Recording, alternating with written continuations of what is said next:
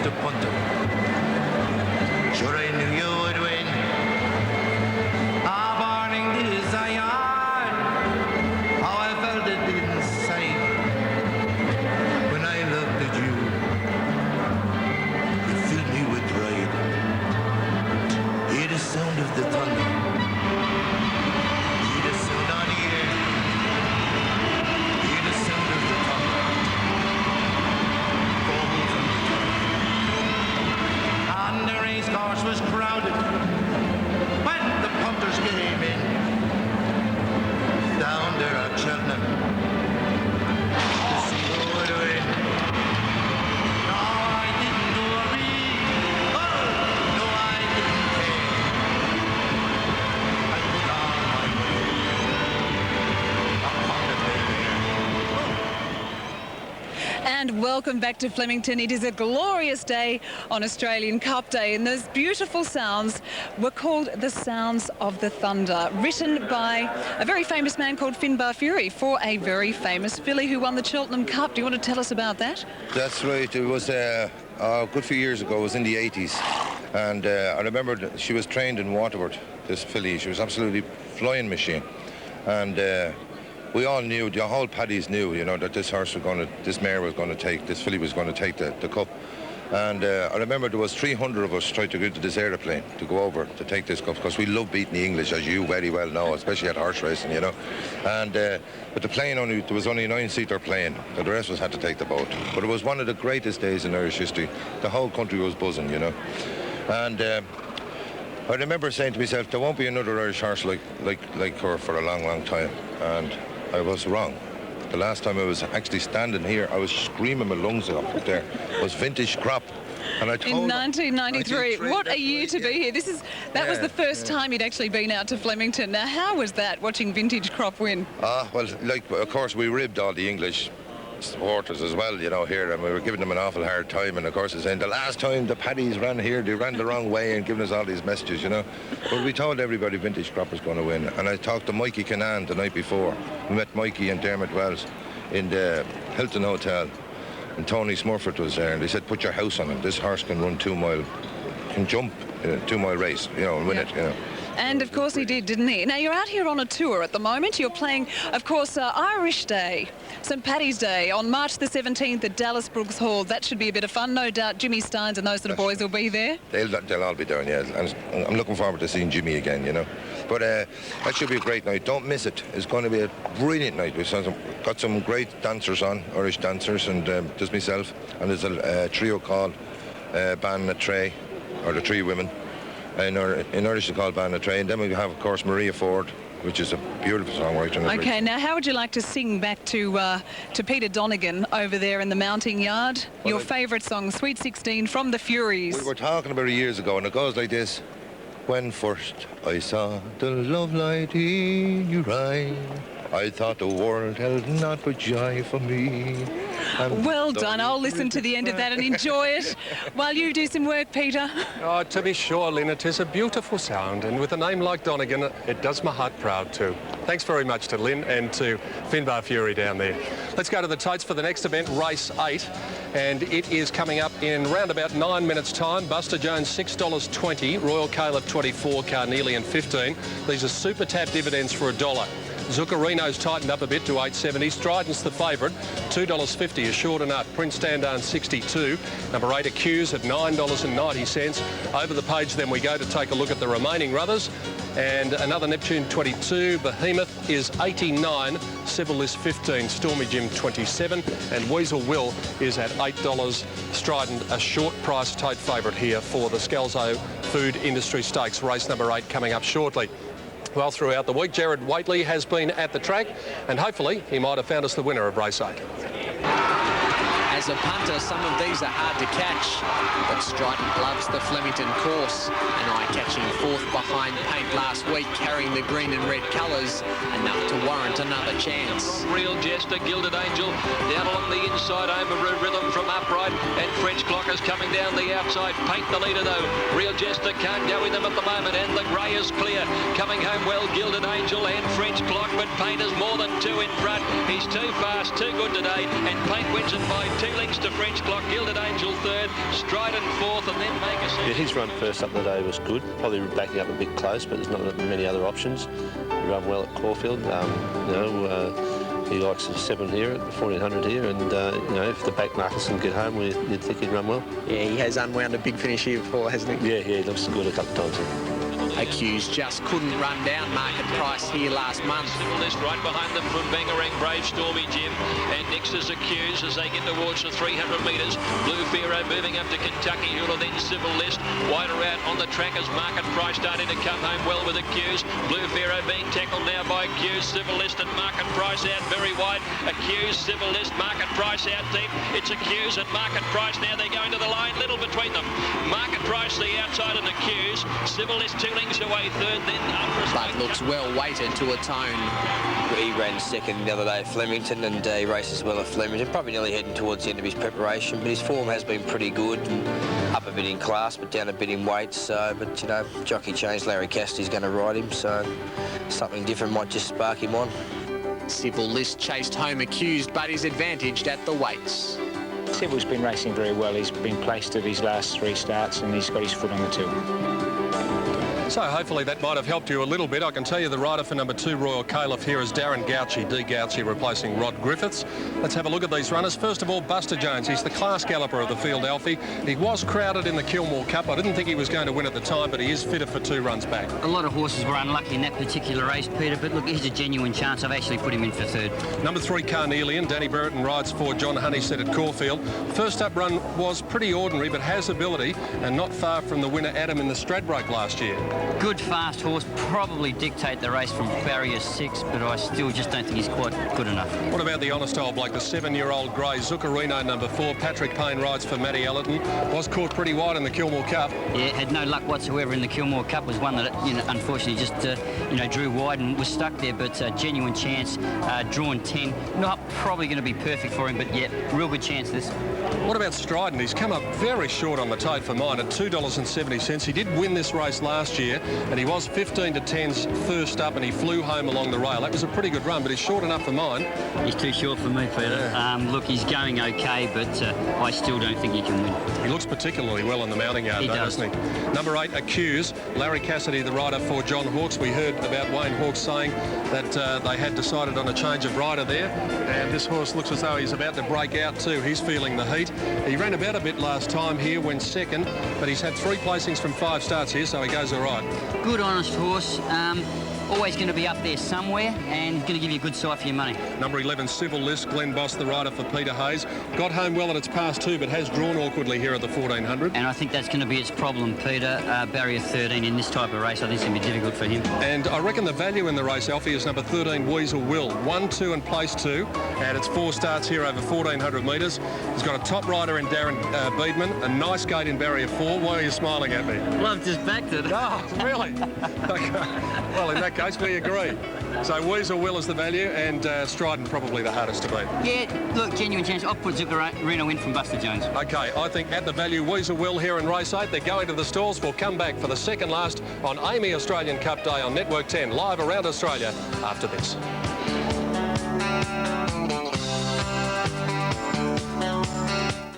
Jerry Elaine, George and Kramer, your lover Marlon, who can blame ya? So come on now and sneak a peek at the Seinfeld crew every day of the week. Kramer, George and Seinfeld, 7 o'clock weeknights on 10.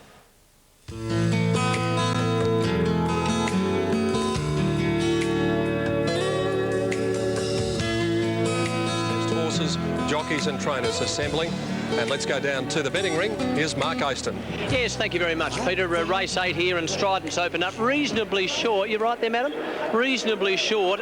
Probably better than half each way odds. And as I look across, it is reasonably solid. Buster Jones and Weasel Will, the bookends. The top weight and the bottom weight are also in the market. And, Peter, I can tell you there has been a late plunge for Accused. But when you look at Buster Jones's form, he actually beat Royal Voyage 3 starts ago, and Royal Voyage was going to be one of the favourites for the Australian Cup. So he's my tip for what it's worth. All right, well, that's the end of Buster Jones if Mark Oaston's tipping it, so we can rule him straight out, right? No, he's definitely... We got another one on the panel, haven't we? He's got a definite chance, Buster Jones, because he probably is the class horse, but how did you mark them?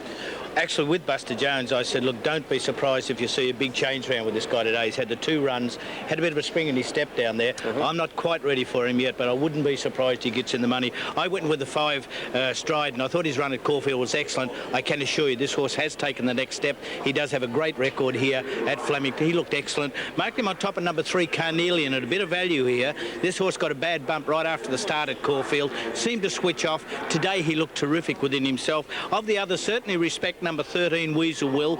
Big improvement from his first up run at Caulfield. And number 4, Zuccarino. Always gives you a great sight in a race like this. I marked them 5, 3, 13 and 4. Thanks, Pete. The thoughts of Roy Higgins, courtesy of Sport 927. 1400 metre markers right over the far side of the track here.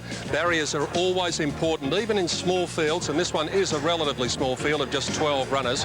But it's always better to be drawn inside here. Probably even better to be drawn 3 or 4, because then you've got a couple of options, whereas if you slow out from the inside, then you can find yourself a little bit bottled up.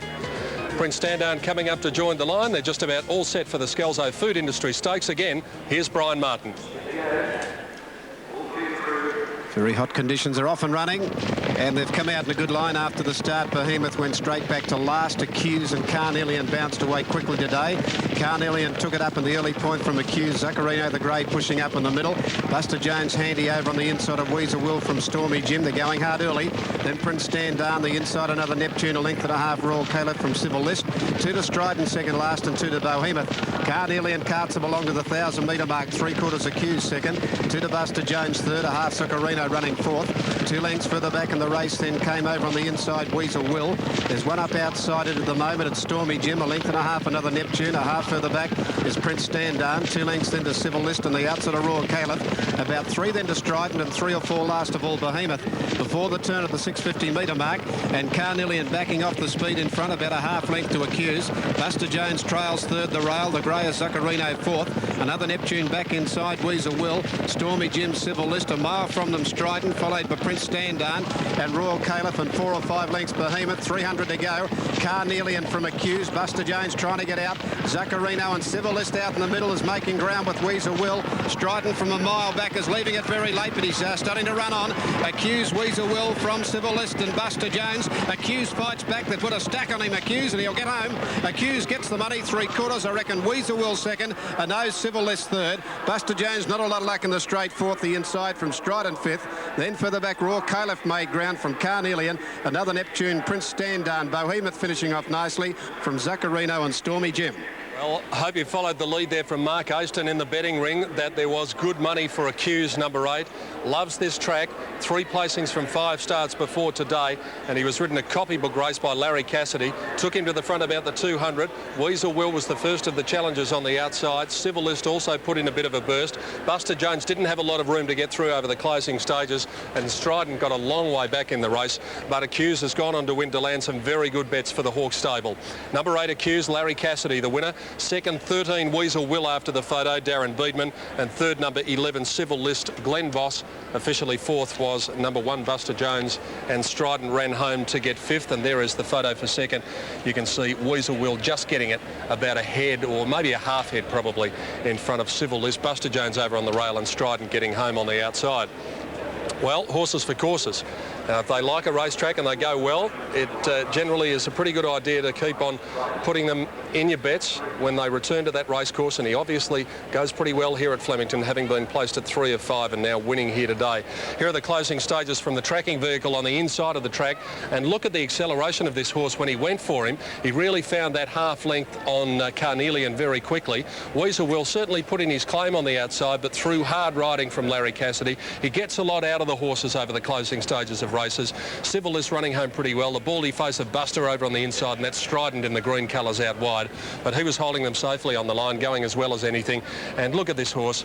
As always, any horse that John Hawkes brings to the races, they always look superb, and he's no exception today, and he's won pretty well. You've seen the interim dividends there after race 8 for the numbers 8, 13 and 11.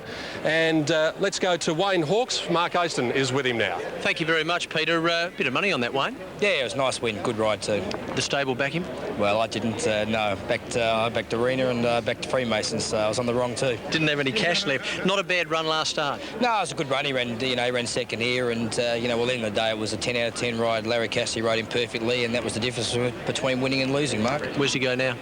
Just going to poke along in these sorts of races, and he's been to Sydney and he's been back and forth. He's won 2 this preparation and been unlucky not to win a couple, so any win's a good win, a $60,000 race. When your dad went hiding? Yeah, he went hiding. He has been known to do that. Yeah, he does that, but I suppose at the end of the day, his job's done, the horse won, that's all that matters. Good on you, mate. Well done. Thank you. Wayne Hawkes there, Pete. Thanks very much, Mark. And let's head out to the track now. Larry Cassidy's the winning rider. Here he is with Letzi. Larry, accused, you've ridden him before in Sydney, and today you took the stick in the left hand on him. He has got a trait to run in. Yeah, he can lay in a bit. He always wants to lay out in Sydney, so he's going to lay in here. But today, actually, he wanted to lay out. He's got a few tricks up his sleeve, but he won nice. But you put the stick back into the right hand, and he seemed to get to the line pretty well. Yeah, didn't he did. He found the line nicely, he did. It was just an ideal race for him, well placed. Larry, do you think it's because when he loses sight of him as he gets him, he looks like he's got that much ability, he could take him any time, but he seems to lose sight when he runs in, doesn't he? Funny horse. He's you've sort of just got to get him at a happy medium where he's comfortable in himself, which today he was. When he gets pulling, he over races, he hangs. He's just sort of needs things to go his way, which happened today. Well, you rated him pretty right today, Larry. Congratulations. Larry Cassidy there with John Letts after Q's win in race number 8 on the card. Q's first, Larry Cassidy. Weaselwell second, Darren Beedman. Civil List, Glenn Boss third. Time for the journey was 1:22.3, which is 1.7 outside the record. And as Q's heads back to the winner's stall.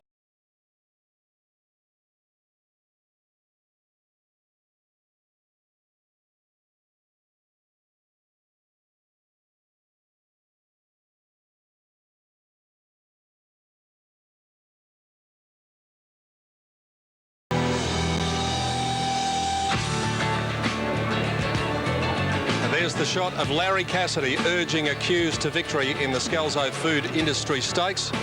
Just getting home against Weasel Will in the lime colours on the outside and Civil List in the green and blue. So the placings there, 8, 13 and 11 after race 8. The margins were a length by a short half head, and the time for the journey was 1:22.3. So there is the slow motion replay, and here is the familiar ritual at the scales with Chairman of Stewards, Mr. Des Gleeson. First 6 jockeys weigh in because there is prize money down to 5th. And weight is there, brought to you by Truth, correct weight in race 8. So the placings there officially again, 8, 13 and 11. Dividends on Super Tab, accused $6.50 and $2.10. Weasel Will second, $2.10. Third, Civil List, $3.10. Trifecta on 8, 13 and 11, $276 even. The Quinella, $16.90. The Exacta, 8 and 13, first and second in order, $35.60. And the race-to-race double on the Australian Cup winner 1 Intergazer number 8 Accused. Paid a good dividend, $63.80. Part of the big crowd here at Flemington. The sun's starting to set in the west and many of the people now in shade. It has been a very warm day with the temperatures getting up towards the mid-30s. Now in the last, the Chairman's Stakes episode is at $17.70 on the tape. Londolosi, $4.90. Number 4, Hula Wonder goes well at this track, $5.80. Chow Baby, $19.20. Carnanesque, $11.90. Northern Song, $6 even. So Londolosi, the favourite there. Over the page to Vale, $19.80. Market price is $8.50. Number 12, La Mukhtar, $5.30. And then we've got Fellowship number 13 at 25. Lady Camelot at 43. And Western Dub is at 51, almost $150,000 in the Super Tab win pool, a little less than half an hour before the start of the final event, the Chairman's Stakes, and that is due at 4:45. Well, already earlier today we have seen a wonderful performance, a truly outstanding performance by Intergaze in the AAMI Australian Cup. That's certainly a race that I'm going to remember for a long time. It was a very emotional Rod Craig after the race for a number of reasons. I mentioned the fact that his best mate passed away on Friday. He was going to forsake coming to Flemington today to go to the funeral, and the widow of his best mate said, "No, mate, go to Flemington. He would have wanted you there. Just go and win the race for him." And Craig Carmody, of course, is also very close to this wonderful horse, Intergaze. 9 Group 1 victories. They are a sensational combination. He's won $3 million, but it's not about the money. He's won 7 Group 1 races, but it's not even about the glory. The story of Intergaze is more about mateship and respect than it is about the customary trappings of success. For trainer Rod Craig and jockey Craig Carmody, the success with the 6-year-old stallion has been the reward for sticking together through even the toughest of times.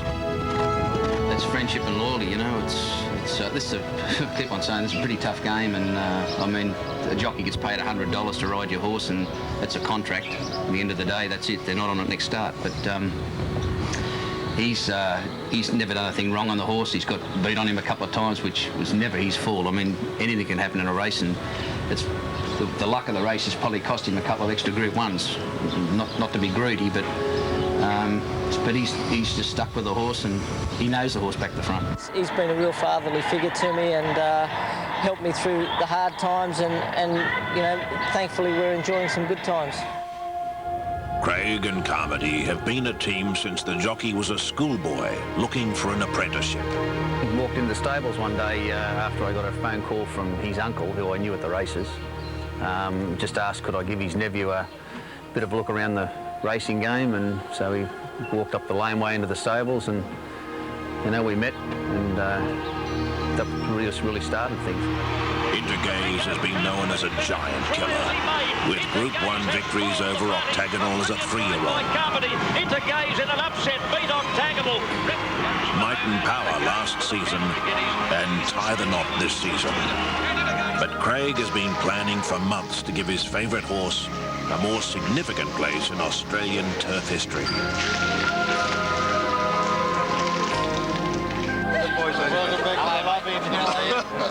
What makes the Intergaze journey so special for Craig is not just his friendship with Carmody, but with the owners, who, after Craig tipped them into shares, have come to love the docile galloper as much as he. Oh, it's fantastic. It's just, I've said it before, like, today or any other time, like the Underwood Stakes the other day, if I would have asked any one of them 20 minutes, half an hour after the race, how much was the prize money, I don't think they could have told me, you know. It's not the money with him, it's with them, it's him, you know. He puts in every time he goes around, and if one time he didn't put in, there was something the matter with him, so, you know, I just wish I had a stable for them. Intergaze has in fact kept Craig in racing after he thought seriously about quitting when he lost 100 horses after falling out with his biggest clients. They wanted to go one way after that time, in a direction that I didn't want to go, and something had to give, so it had to be me. So I sort of got the boot, and it shattered me. My father, who's been, you know, my greatest asset and best mate, he sort of said, well, you're not giving it up now. So and my wife, she sort of said, well, she wanted me to give it up, but when we sat down and spoke about it, she said, well, it's all you know. Get in and give it another go, and then he come along. Oh, Alfie Matthews is a great horse, isn't he? He certainly is, Peter. See, when you win that many Group 1 races, you've got to be good. And as Craig said, it's only champions that do pull out something special. And even the way the race turned out today, he had to produce something special, because the way he did win was something incredible. There's just a bond between Rod Craig and Craig Carmody and the horse too.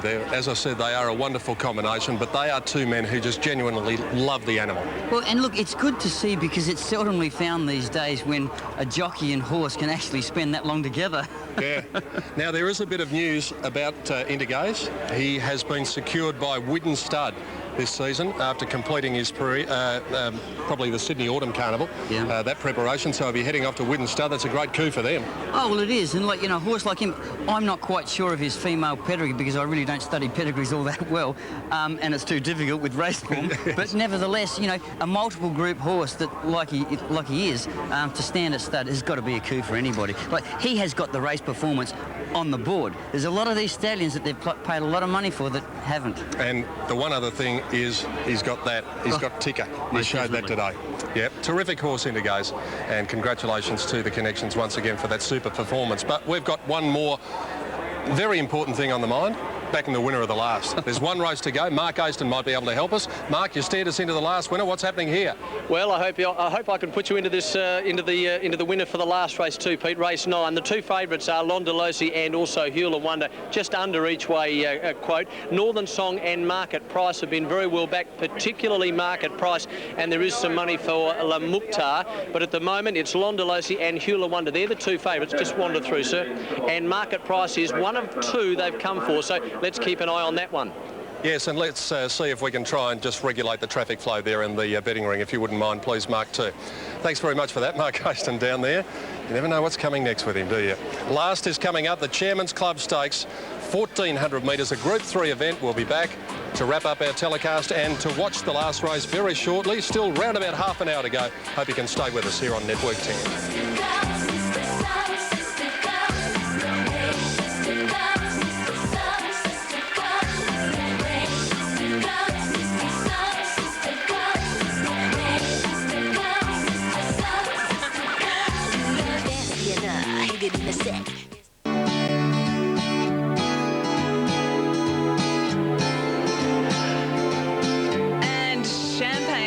And champagne. There's a little bit of that that's gone down out here at Flemington on Australian Cup Day. Everyone is having a great time. And, you know, diamonds are a girl's best friend, and I just happen to be... And champagne. Well, diamonds are a girl's best friend, and look at these. I'm wearing about $15,000 worth of them.